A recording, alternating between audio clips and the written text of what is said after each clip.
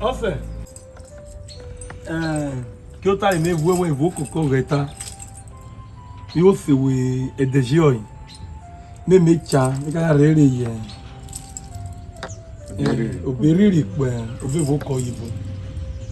Oye so awe wori no na yo di na efike mo fa. Ogbe vle na. Eye gbo no gbo ye nya, oye ubie o, wo mle, obere vo boy. Gbon, I wanna gba. Ayeme. O se me. Gba bi o ta na tan. Ogbe wo ta grogro e. O yan yo. O mere. Ipa so fu e. Beri di lu wewo. Meka. Oberi. Ni. Obeko o iwo da mu ma wena.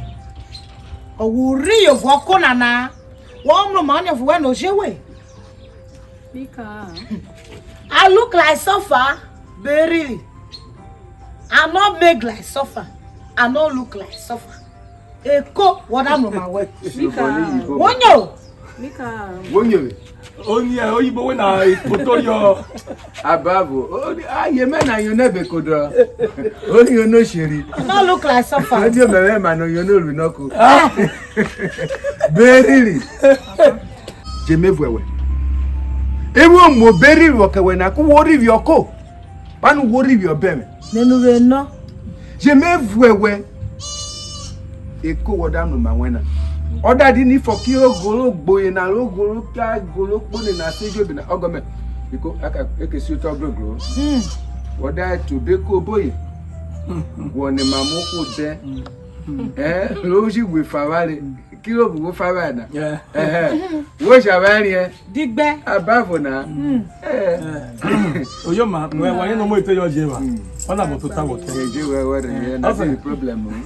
Avec akeka lu bo so ina. E me jamri mi gbeyan me. Abavo. Ba ni ta bo mo ko be be ye na le mi atubo ta na to a enwe wo kire. E wo ti be ra. Jackie on your for one. Jackie on your for one. Okay. Because Mary Richard wonyo. Akeka lu bo le na ta. Ni na ba ri. That's abukubuku. Ogo me fome ki. Obe. Eh, Where you bro?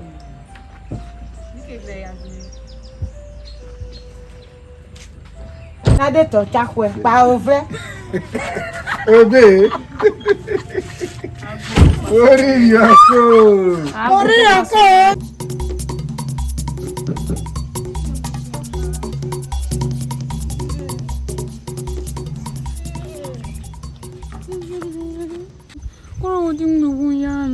Ovo tive.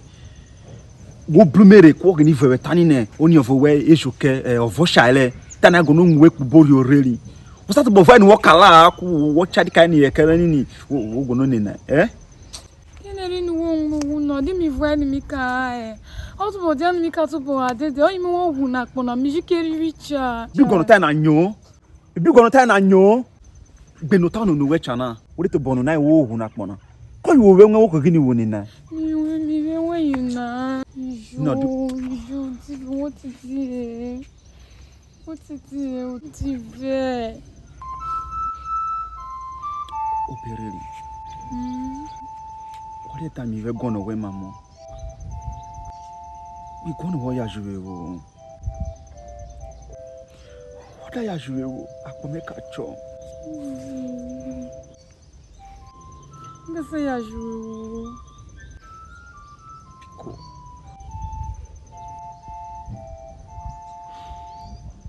Mama wewe.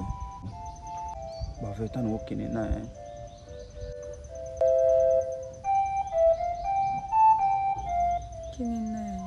Ote welo.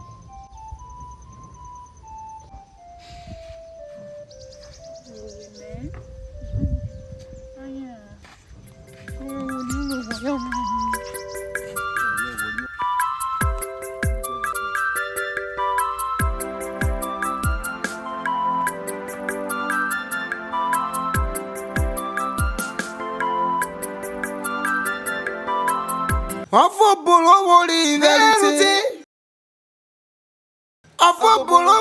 velutina. Wo veluto bolo wo woli obo woli keglu juwebo. Afo bolo woli velute. Ndibona naka jaga. Afo Daddy wona chemu na daka salio. Dossier. Ejo kali ribo jaja. Obere yara wenu se no se ne iribo na ajali. Ya kasawe ni jobi ochemu kaka. Muna ajali. Mi se wo bere kidia.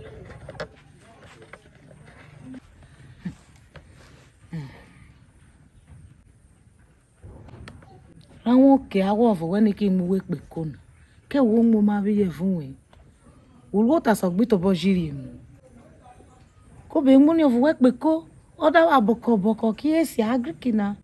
Ojewe. Igbo no jakewe omo me. Ifo ki ti ve. Ke soro wo mo wa wi yo. Wo keneni ti ve ki di okona na ngu ya ne no vorere. Jeje wo beko. Wo deji peko. Wo da go ni ti ve rowo. Wo je sarowo de me jewe. Wo da ajim lo shari obeko wo me rowo. One wo we go moto cha ju wo gwa cha. Oyo deje wo. Ni agwe ni ribona. Agwe no ka jaga no agwe no. Agwa are ke nwe pe koko wo ngo ma wi yo.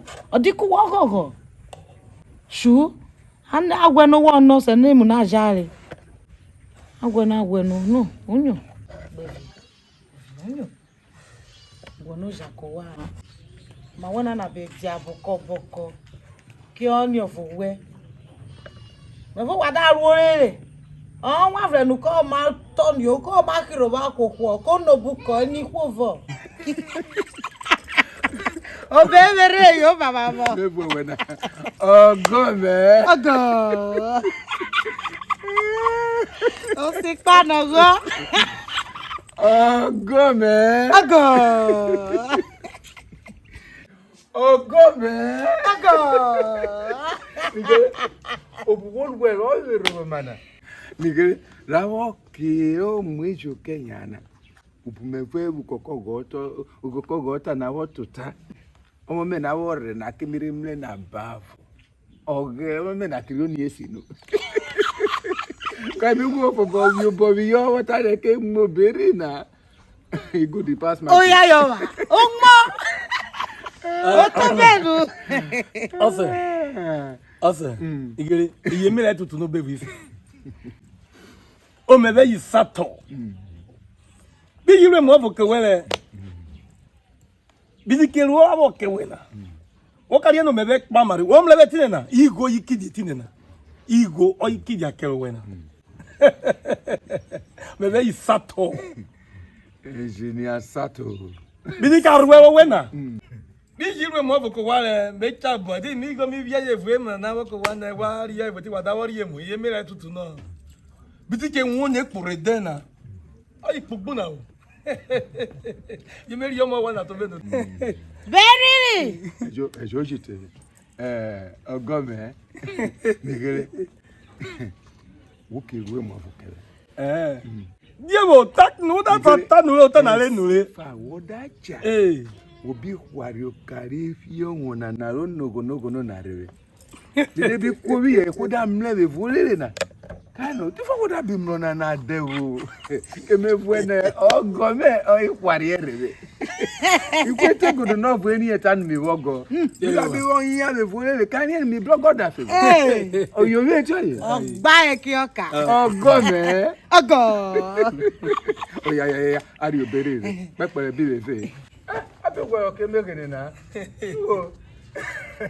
Wa du poto. Kalo bi yo we jo chewe. O je geri ko kweri mebe isato. Afọ bolo wori verite. Afọ bolo wori verite na. Wo veluto. Iru na yota karo wo.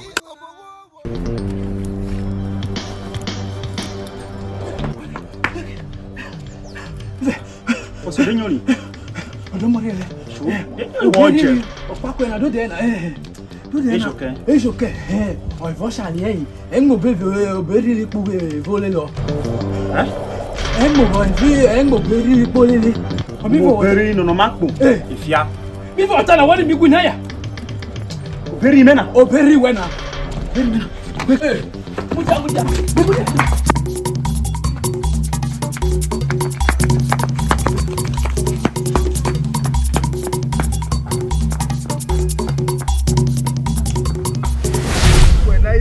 Na kamleta ne o blogo da. Oh yes. So ya ta na. Ati ko te go no be ri etan mi blogo da. Mi de ku ri awon me na yo mi de bi ogo mi. Ayo ti go wo mo na no re mi no go mo. Oh god me. Oh god. Hey. Ayala. Oya. Vero tomo me na.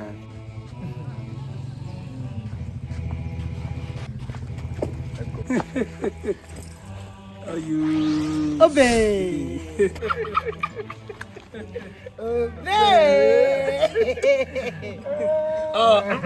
Ogo. Okay, kwera lo. Oni ni gere na yo magagari ve. Ya be football ba wa ve so won da be ru ko be ri o. Do. Eje bless like that.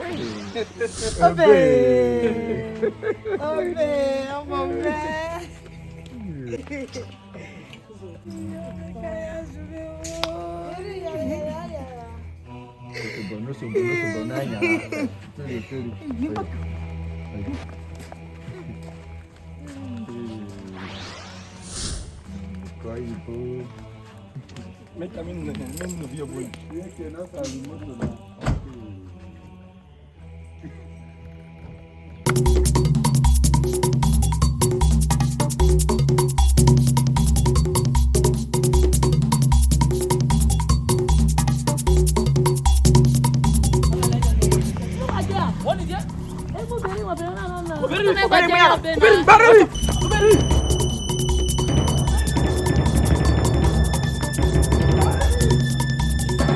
Moto kaya gino janyana ekpa gini ekpa mejo moto adana moto jeja wa gba jare sana ilo mi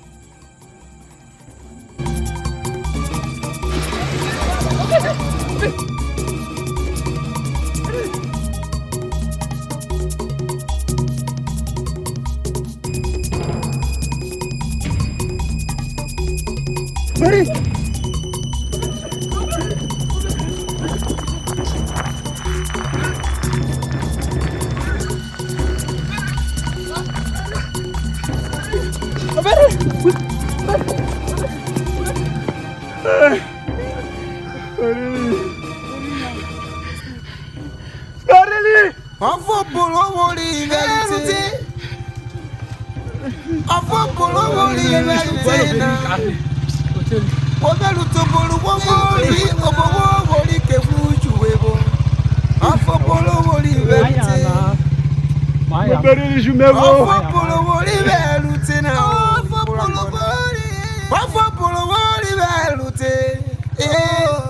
Wobelu tobolu woboli obowo woli kefluju webo. Afobolo woli velute. Masule. Afobolo woli velute.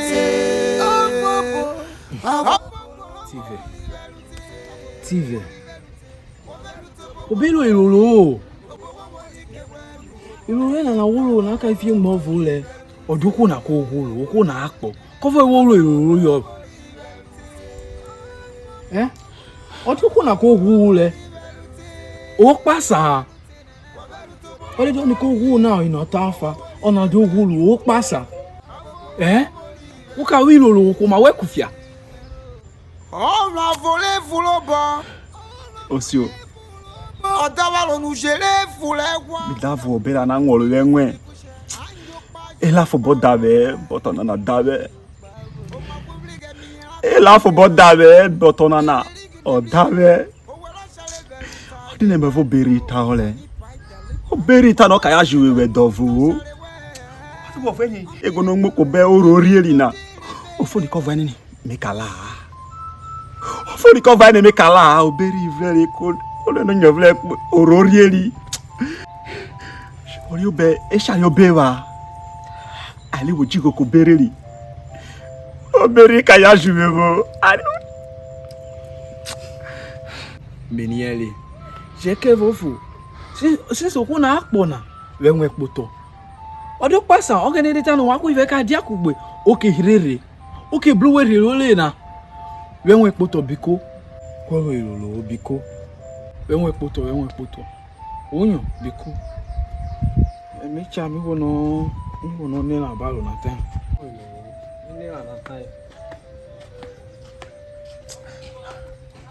Okay blueberry devo okay blueberry oja ko di jave jodu voro ba okay li ko kele jodu voro ba Ebere mi ba. Beri yaju. Ebe, anebere. Mi ba